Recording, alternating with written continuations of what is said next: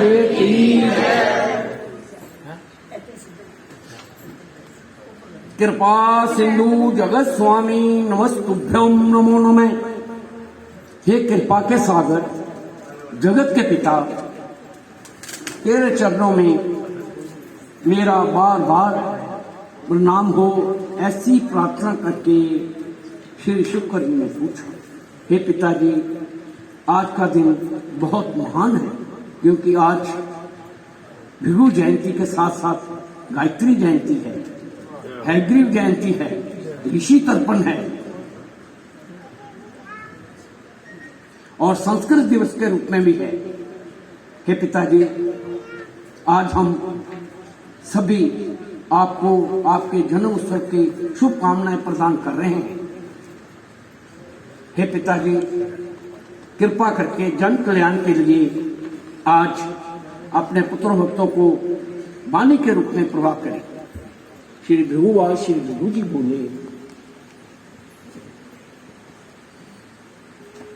आज मेरी आत्मा की प्रसन्न हो रही है, क्योंकि मेरे पुत्र, मेरे भक्त ही तो मेरी पूंजी हैं।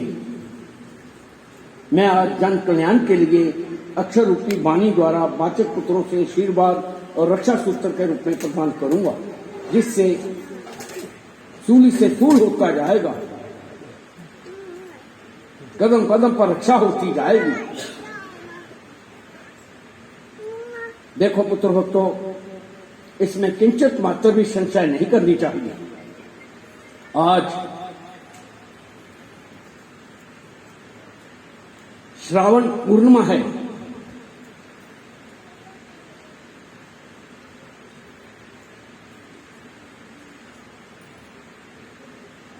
आज का दिन बहुत महान दिन है। कली काल में शुभ कर्म नहीं होते। देखो पुत्र भक्तों, सत्संग ही कलयुग में चेतना प्रदान करता है। जैसे कोला काला होता है, लेकिन जब अग्नि में डाल दिया जाता है तो वह हीरे जैसे चमकने लगता है। ऐसे ही सत्संग में आने में कुसंस्कार समाप्त होकर सुसंस्कार बनते हैं, भाग्य में परिवर्तन हो जाता है। उन आत्मा को तो अपने आप को अति भाग्यवान समझना चाहिए जो सत्संग में जाते हैं और शुभ कर्म करते हैं, तीर्थ यात्राएं करते हैं।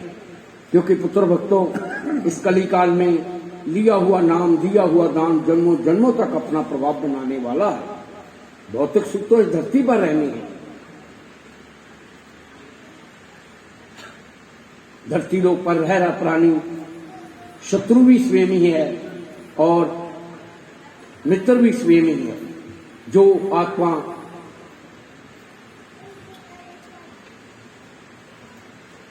मोह माया के जाल में फंसी हुई हैं,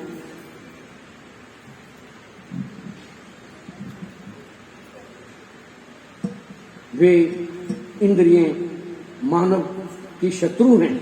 और जो प्राणी धरती लोक पर रहकर शुभ कर्म करता है, दान करता है, तीर्थ यात्रा करता है, उसका इहलोक लोक दोनों ही सुधर जाते हैं और वे इंद्रियां उसके मित्र हैं। हे पुत्र भक्तों, भक्ति मार्ग पर चलना बहुत कठिन है। जब भी मन विषय विकार में जाए, उस मन को पकड़कर गुरु के स्थान पर ले जाना चाहिए। गुरु आशीर्वाद देता है, फिर मन में जो कुचिंतन चलता है वह समाप्त हो जाता है।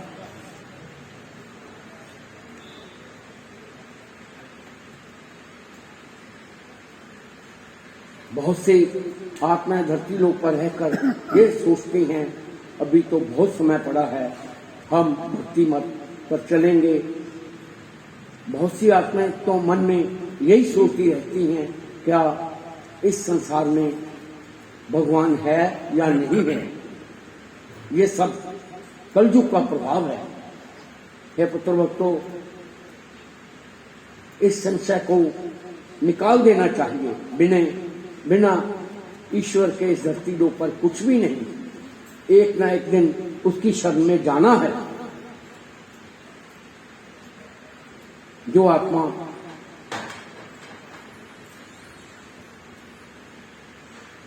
बुढ़ापे से पहले ही शुभ कर्म करती हैं, उनका उस आत्मा को वैकुंठ लोक की प्राप्ति होती है।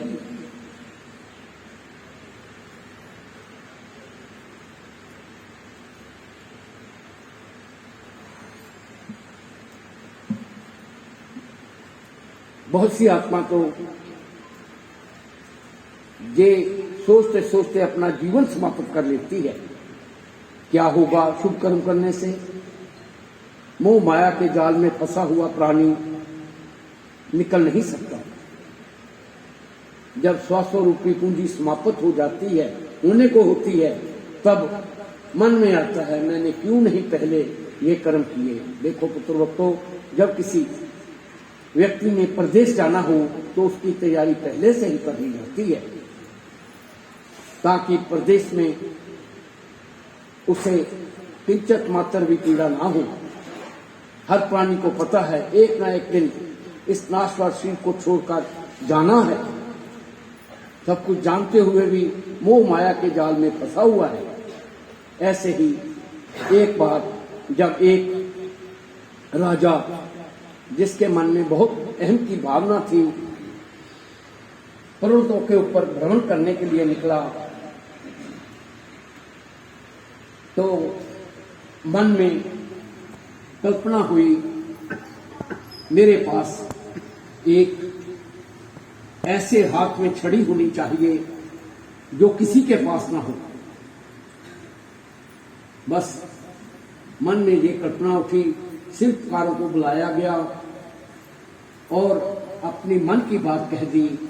शिल्पकारों ने बहुत सी मणियों को एकत्रित किया और एक हीरे जड़ित छड़ी तैयार की। राजा ने जब उसको अपने हाथों में लिया तो राजा के हाथ उस छड़ी से सुशोभित हो रहे थे। राजा के मन में एक अहम की भावना थी, ऐसी छड़ी किसी के पास नहीं होगी।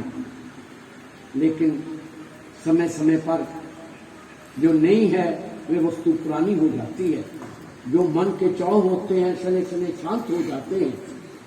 अब एक दिन भ्रमण करते करते नगर के बाहर निकला तो देखा एक वैरागी साधु शमशान भूमि में बैठा हुआ है।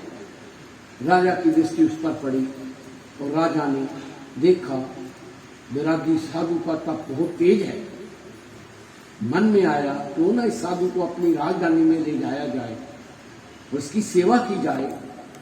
राजा ने पूछा, हे साधु, आप मेरे साथ मेरी राजधानी में चलो। यहाँ शमशान भूमि में तुम्हारे को कुछ प्राप्त होने वाला नहीं। वैरागी साधु हंसने लगा और कहने लगा, अरे ओ राजा, जो तेरे पास सब कुछ है एक ना एक दिन इसी स्थान पर आ जाना है, क्यों चिंता करते हो। राजा ने कहा, अरे ओ मूर्ख, मैं तेरे को राज सुख देने वाला हूँ और तुम उसका त्याग कर रहे हो। मैंने ग्रंथों में पढ़ा है, जब भी किसी साधु से भेंट हो खाली हाथ नहीं जाना चाहिए। अब ग्रंथों के अनुसार मेरे पास कुछ नहीं, ये छड़ी है, ले मूर्ख, इस छड़ी को ले लो और जब तेरे को अपने से भी कोई मूर्ख मिले उसको इस छड़ी को प्रदान कर देना। इतना कहकर राजा ने छड़ी उस वैरागी साधु को दी।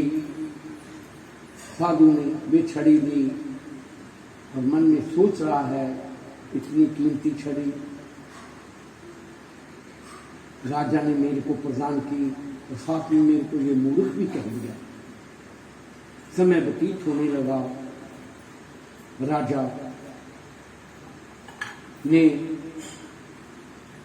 राजा जब अपनी अंतिम यात्रा, जीवन की अंतिम यात्रा पूर्ण करने को था, वैरागी साधु ने आत्मज्ञान के बल से देखा और हाथ में छड़ी लेकर राजा के पास पहुंचा। राजा को साधु को पहचानते देर नहीं लगी, क्योंकि उसके पास दी हुई छड़ी थी। राजा ने कहा, अरे वो मूर्ख साधु, मैं ये तेरे से पूछ रहा हूँ, क्या तेरे को अपने से मूर्ख इस दुनिया में और कोई नहीं मिला जो छड़ी को हाथ में अभी तक लिए घूम रहे हो? राजा, अभी तक तो नहीं मिला, शायद आगे मिल जाए, तो मैं कह नहीं सकता। राजा अब कहीं जाने की तैयारी रखती है। हाँ, मैं अब कुछ समय के पश्चात इस दुनिया को छोड़कर लंबी यात्रा पर जाऊंगा। साधु ने कहा, राजा, लंबी यात्रा पर जाओगे तो वहां रहने की व्यवस्था करनी? अरे मूर्ख, मैंने तेरे को मूर्ख कहा, वहां पर रहने की व्यवस्था नहीं होती। अच्छा, तो साथ में ये मंत्री जाएंगे? नहीं, वहां मंत्री नहीं जाते। तो सेना तो बस जाएगी तुम्हारी रक्षा करने के लिए? नहीं, वहां सेना भी नहीं जा सकती। तो राजा, रानियां तो साथ चलेंगी ही।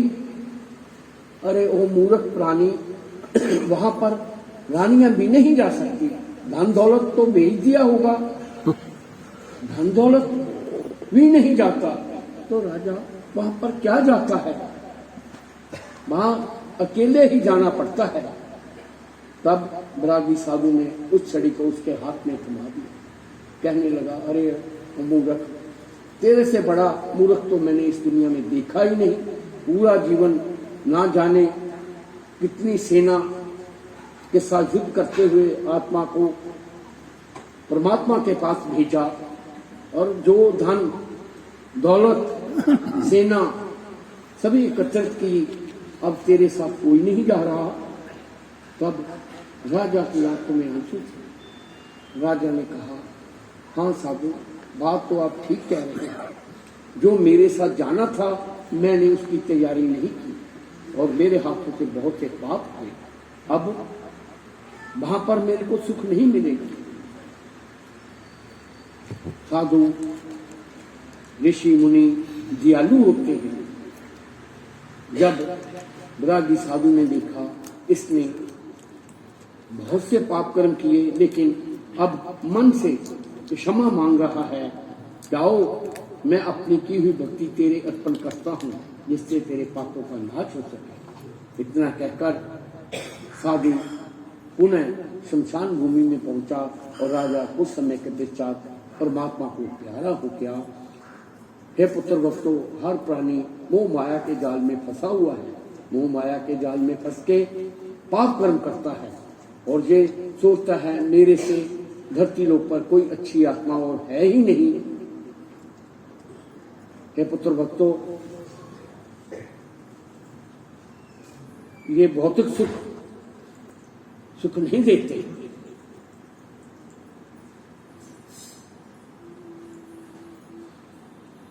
बंधन दुख देता है, स्वतंत्रता सुख देती है। किसी भी तोते को मन में भले खट्टे फल ही मिले, वे मन में रहकर प्रसन्न होता है। यदि उस तोते को सोने के पिंजरे में भी डाल दिया जाए और मीठे फल भी दिए जाएं, तब भी वे प्रसन्न नहीं रह सकता। ऐसे ही पुत्र भक्तों, आत्मा इस नाशवान शरीर में बंधन के रूप में बंधी हुई है। स्वतंत्रता तभी होगी जब गुरु कृपा होगी, क्योंकि एक ना एक दिन तो ईश्वर की शरण में जाना है। जब जब भी कोई बंधन में पड़ता है, वे अपने दुख एकत्रित करता है। ऐसे ही पुत्र भक्तों, जब त्रेता युग था, सीता जब तक राम में रमी रही तो उसे सुख मिलते रहे, लेकिन जब उसने स्वर्ग मृग को देखा, उसकी लगन मृग को पाने में लगी, क्योंकि वे बहुत सुंदर था। सीता नहीं जानती थी स्वर्ग मृग में राक्षस मृग छुपा हुआ है। उसी मृग को पाने से वे दुखों से घिर गई। भले उसे लंका में स्वर्ण भवन के रूप में प्राप्त हुआ, लेकिन वहां पर वे खुश नहीं थे। अब हर चमकने वाली वस्तु सुख नहीं देती। सुख तो उसके नाम सिमरन में है, जो केवल गुरु ही करवा सकता है। गुरु एक ऐसे कुम्हार के जैसे है, जैसे कुम्हार मटके को अपने हाथों से तैयार करता है, एक हाथ भीतर रखता है, ऊपर से प्रहार करता है, ये भी ध्यान रखता है कहीं मटका टूट ना जाए। फिर उसे धूप में सुखाता है, अग्नि में तपता है, तब जब जाकर वह मटका अपने में शीतल जल रखने की क्षमता रखता है। गुरु के बिना ईश्वर की प्राप्ति नहीं हो सकती। जब द्वापर युग चल रहा था, तब द्रौपदी के ऊपर नेश समय था। भरी सभा में दुर्योधन, जिसके पास हजारों हाथियों का बल बालू में प्रदान था, भरी सभा में जब द्रौपदी को ऊपर नेश समय था,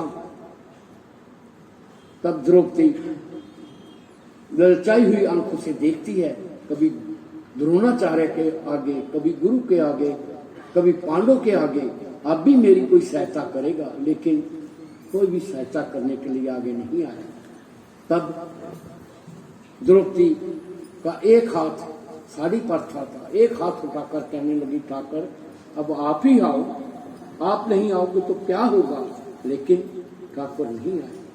जब द्रौपदी सभी सहारे छोड़ चुके, तब उसने कहा, हे ठाकुर, यदि तेरी ऐसी ही इच्छा है, लो अब मैं अपने हाथ साड़ी से भी उठाती हूँ। दोनों हाथ उठा दिए, आंखों में आंसू की धारा बह उठी। तब सृष्टि को चलाने वाले ठाकुर बिना पाप का पहने हुए ही वस्त्र रूपी बनकर द्रौपदी की रक्षा की। तब द्रौपदी ने कहा, हे ठाकुर, एक बात तो ये बताओ, आप भक्तों की परीक्षा क्यों लेते हो, क्यों इतना विलंब कर देते हो आने में। तब ठाकुर मन मुस्कुराते हुए कहने लगे, हे द्रौपदी, पहले तो तुमने मेरे को पुकारा ही नहीं। तेरी दृष्टि तो पांडव के ऊपर थी, द्रोणाचार्य के ऊपर थी, कृपाचार्य के ऊपर थी। जब कोई भी तेरी सहायता करने के लिए नहीं आया, तब भी तेरे को अपने हाथ के ऊपर, हाथ से साड़ी को पकड़ा हुआ था, तब भी मेरे ऊपर विश्वास नहीं था। जब तुमने दोनों हाथों को उठा दिया, जब मन में आया अब मेरा कुछ नहीं जाएगा, हे ठाकुर, जो जाएगा सब तेरा जाएगा, तब बिना पाप का पहने हुए मैं भागा भागा आया। द्रौपदी कहने लगी, हे ठाकुर, परीक्षा मत लो। तब ठाकुर ने द्रौपदी को वचन दिया, जाओ, मैं अपने पुत्र भक्तों के लिए पूर्ण जीवन खड़ा रहूंगा। यदि कोई पुत्र भक्त मेरे को हृदय से पुकारेगा तो मैं भागा भागा चला आऊंगा। तब क्या था, ठाकुर उसी दिन से आज भी अपने भक्तों की रक्षा करने के लिए खड़े हैं। मांग कर तो देखो, जिसने आत्म विभोर होकर मांगा उसे सभी कुछ प्राप्त हुआ। मेरे अक्षर रूपी वाणी के बोध को कोई ही जान सकता है, जिसने जाना वे ही पाता है। इस संसार में मूर्ख अधिक हैं, बुद्धिमान कम हैं। जैसे सब्जी मंडी में प्राणियों की संख्या बहुत अधिक होती है, जोरी की दुकान पे इक्का दुक्का ही आत्माएं मिलेंगी। दरिद्र अधिक हैं, धनवान कम हैं, मूर्ख अधिक हैं, गुणवान कम हैं। ऐसे ही भक्त कम हैं, भोगी ज्यादा हैं। जो भगत अपने हृदय से श्रद्धा भावना को भर के अपने गुरु को याद करता है, गुरु तो हर समय उसे देने के लिए तत्पर रहता है। जिसने भी मांगा उसे गुरु की कृपा प्राप्त हुई, क्योंकि गुरु ही एक ऐसा है जो परमात्मा के साथ मिलान करवा सकता है। आज पूर्णिमा के दिन मेरी आत्मा की प्रसन्न हो रही है, और मैंने जैसे वचन दिया था मैं अपने पुत्र भक्तों को रक्षा सूत्र के रूप में प्रदान करूंगा। हे वाचक पुत्र, अपने मेरे पुत्र भक्तों को रक्षा सूत्र के रूप में प्रदान करना चाहिए। सभी की शुभकामनाएं मैं स्वीकार करता हूं कि वे रक्षा जग, संकल्प जग, प्रार्थना जग, भेंट जग को लेकर अब मेरी आत्मा भृगु लोक में जाएगी, क्योंकि भृगु लोक में बहुत सी देव आत्माएं मेरे को शुभकामनाएं देने के लिए तत्पर हैं। इसलिए अपनी वाणी को विराम दे रहा हूं। मेरी आत्मा तब तक यहीं रहेगी जब तक रक्षा सूत्र का कार्य चल रहा होगा। हे वाचक पुत्र, सभी को रक्षा सूत्र के रूप में प्रदान करना चाहिए। इस रक्षा सूत्र से कदम कदम पर रक्षा होगी। आने वाले समय में सूली से सूल होता जाएगा। गुरु कृपा, देव कृपा बनेगी। हे पुत्र भक्तों, तुम्हारे भीतर भक्ति भाव जागृत हो, ऐसे आशीर्वादों के रूप में देकर वाणी को विराम दे रहा हूं। बेटी, सभी आत्मा मेरी दृष्टि में है, सभी को मेरे बहुत बहुत आशीर्वाद। वाणी को विराम दे रहा हूं। इति शुभ। बोलो श्री भृगु जी महाराज की जय।